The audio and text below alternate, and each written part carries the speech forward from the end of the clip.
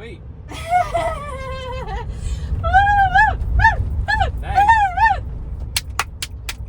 Okay.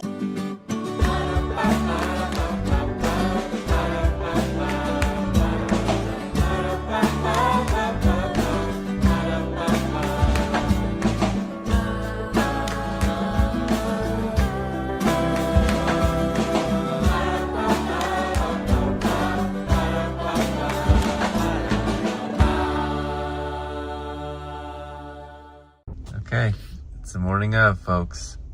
We're at the hospital. For surgery. Okay, she's all done. Okay, Megan just got the results from these are the first results from the tissue they sent over after surgery. You gonna put it in chat to tell what it tells you? So far, chat has been accurate on all results we've given it whenever the doctor, concurs. No lymph node involvement. No lymph node involvement? I Whoa. think that's what this means. That would be really, that's a big deal. No nodes had cancer. Whoa. It took 4. Okay. But there was a deep margin where they only got less than 1 millimeter Okay. because it went close to my chest wall. Okay. So they probably want to have another surgery. Oh. Really? Likely means your surgeon will recommend a small additional surgery to get that final clear margin before radiation. Okay. Yeah. Well, but no lymph nodes. That's really good. Yeah. But all other margins were clear. They got everything. Just one little part. Yeah, where it went really close to my chest wall. Mm. So I have stage 1, grade 1. Stage 1, grade 1? Yeah. The slowest growing and least aggressive type. Okay, that's good. Stage 1A. Okay, so maybe a little bit more. Surgery. Here I am dressed like this, if you guys are wondering. This is like a binder I have to wear for 2 weeks. Okay. So we're here for my post-op check-in, but also pre-op check-in. Yeah, we'll see. I don't know if we said everything yesterday as far as your results go. But... So we'll tell you more because she'll explain it better and then we'll have some better words, but it looks like I'm probably going to have surgery again. Yeah.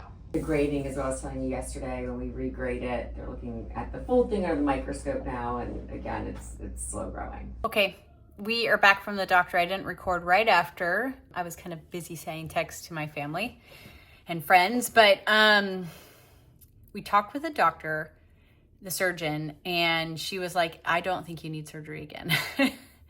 She took everything from my skin to the chest wall and she drew a picture for us. She was like, there was one spot where it went all the way, but it was like a smaller than a pinprick that they saw that went all the way to the edge of, but not completely. It had not invaded the chest wall. They got a clear margin on it, but it was very small. And she's like, so I would be going back in and just taking some more chest tissue, even though they did see under the microscope that none of the chest, they got a little bit of chest tissue and it had not invaded the chest wall at all. She's like, we'd just be going back in there so that on paper we had more of a margin. She's like, but I don't think it's gone in there. And so what we're going to do instead, just to be extra cautious, is do a boost where the last week of radiation, we'll do an extra week of radiation and we will do it very targeted to that one spot so that if there was anything, though it's highly unlikely. But I'm just happy I don't have to have surgery again because the recovery of that and it puts everything off and who wants to have surgery? So I was happy. I was like, I made her say it several times. So you feel, she's like, I feel totally confident that this is just as effective, if not more effective. She's like, because I can't see where that 1 millimeter was under when I'm in surgery. So I have to just kind of guess.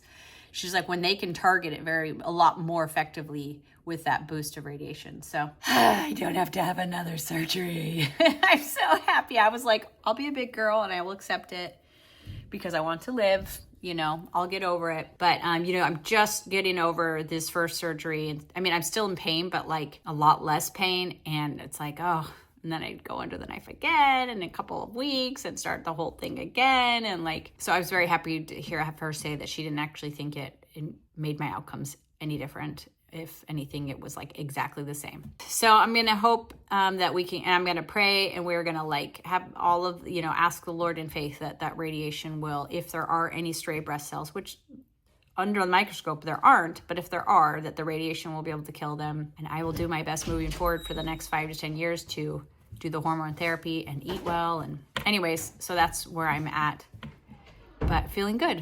Hey everybody, welcome back to Knorpp and South. Is this a new video?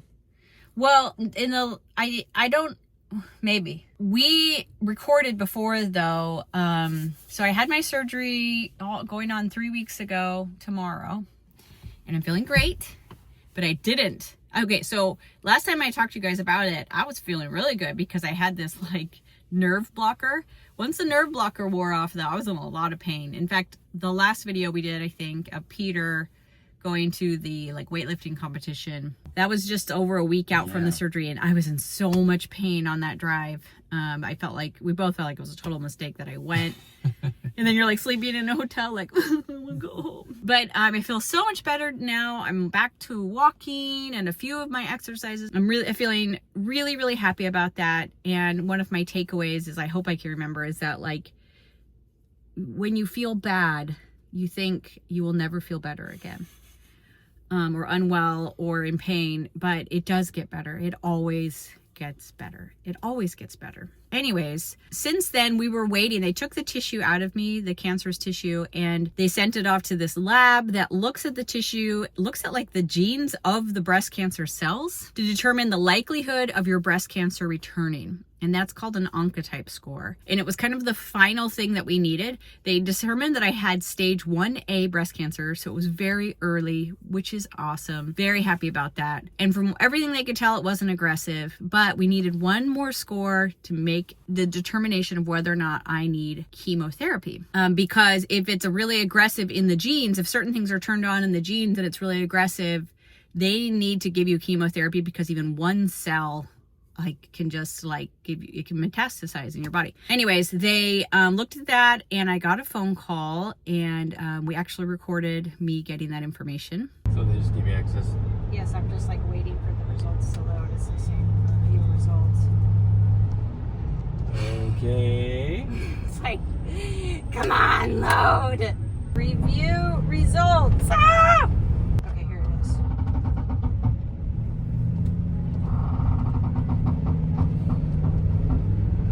You wanna know what my oncotype score is? Huh? It's 2. What? Is that right? I gotta ask Chad. That's like nothing. I know, I'm gonna ask. Anything below 25 is... Yes. Is slow moving, slow growing? Yes! That's the chance predicting how likely it is to return from on a 0 to 100. You got 2. 2? Oh! Essentially nothing. All right. Wow, that's like... Like, wow. did you even have cancer? I'm sure you even had it. Sweet. Nice. Very low risk of breast cancer returning. Chemo is not beneficial in this setting. Woo! That's what you want to hear. Those are the words. Oh! Those are the magic words. Oh! Never expect to be that low. You're so good. You're so low. I'm so grateful. Miracle. Miracle of miracles. Need to learn that song now. So I'm so happy for you and for me. I didn't want to put up with chemo either. out of 100, you got 2. I'd be like, if In you this got case, the low score is They good. just wanted it below 25. so it's certainly below 25. Yeah, but I saw 2. I'm like, well, what? That can't be the score. Yes, that was it. And I feel amazing about that. I feel truly like that is a miracle. I know so many of you have said you were praying for me. I know I have family and friends who are praying for me. I feel like your prayers were answered in that information. I'm very happy about that. But I'm not done with my treatment. Right now we're going to, for my first time, to a medical oncologist. I didn't know. When you get cancer, you go to an oncologist, which is a cancer doctor, but you actually go to like a million different types. You go to your surgical oncologist, you go to your radiation oncologist. I'm going to the medical oncologist today to discuss moving forward how we're going to make sure that I don't get cancer again. We're waiting on this score, the 2. So I'll be interested to hear what she says. I'm pretty sure we're going to be talking about getting me on hormone blockers for the next 5 years or so. I don't know. So I don't like taking medication. I avoid it as much as I can. So I'm going to probably have some questions for her, but we're going to head to that now, and then I'll tell you what she says. I want to say one more thing. I said that I believe it's a miracle, and I do believe it's a miracle, but I do think ultimately that the Lord is in charge, because we're all going to die, and the Lord is in charge of that, and the time that is appointed for you to die. I'm grateful for the gift of prayer. I'm grateful for the fact that it can change the course of lives, but I also am aware that Lord might say, I appreciate your prayers and I will help them have peace and comfort through this time, but it's their time to go. And or there are lessons to be learned, like, why couldn't I have had prayers so that we would have found out that the tumor was just a benign growth in my breast?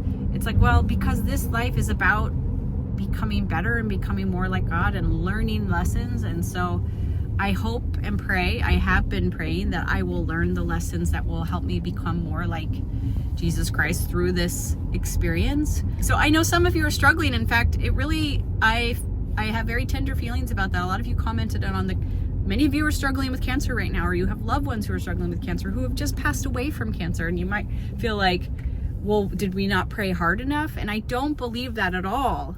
I don't believe that at all, but I do believe that all things will be made right, and everything through Jesus Christ. And I think that he can find comfort and light in the darkest of valleys. And so I just wanted to say that, because I don't want you to think, sometimes like in World War II, people would say like they were saved by like a miracle or an angel or something in their planes, and other people died. It's like, well, why didn't the angels save them, or whatever? And it's like, well, we're all going to die.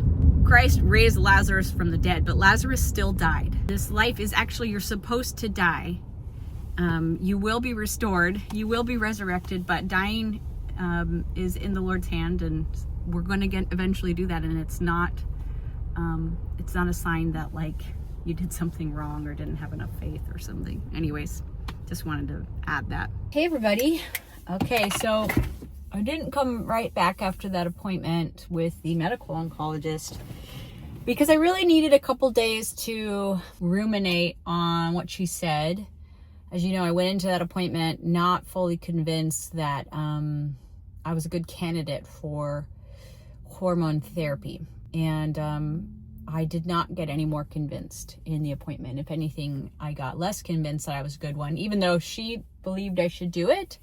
But one of the things she didn't address was my specific numbers. I felt like, my oncotype is so low, and that's your recurrence rate, your chances of recurrence. It's 2. And then with my stage 1A and, getting it out and then doing radiation, she was like, well, it cuts your chances of getting cancer again in half, which is true. But it's going from 4% to 2%. And what it's also doing is now increasing my risk of uterine cancer by 1%. And then also like 90% certainty that it's going to give me all these other side effects.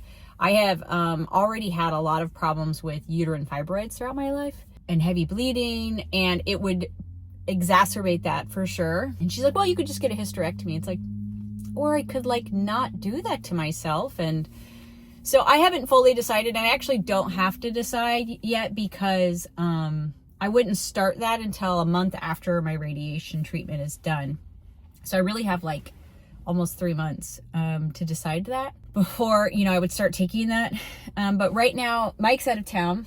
He actually went to a mission reunion, which is fun because he served a mission 27 going on 28 years ago, and in the state of New York, not in the city of New York, and hasn't seen a lot of those people in 25 years, and so he's hanging out there this weekend. But I do like having him with me. I feel, maybe it doesn't come across, but I do feel a lot of anxiety every time I have these appointments, especially the first ones, I think today we're going to look at all of my numbers and we're going to make the plan for my radiation treatment. One of the things that's interesting about cancer treatment is that a lot of things you're doing are actually bad for you, because cancer is you.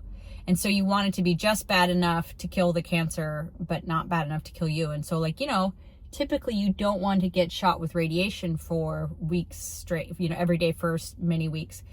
But in the case of cancer treatment, you do. And so, there's a certain level of anxiety.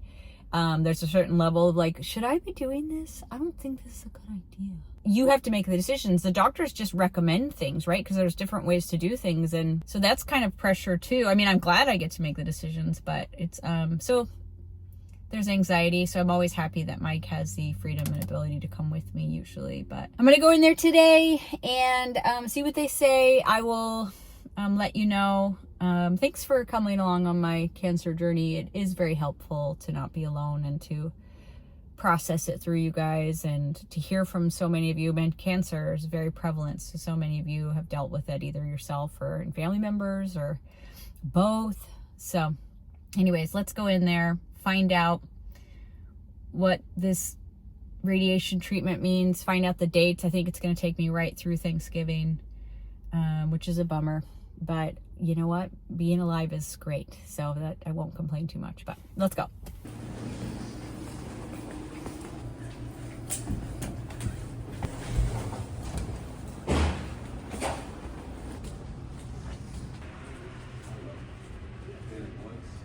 My neighbor said that. My neighbor.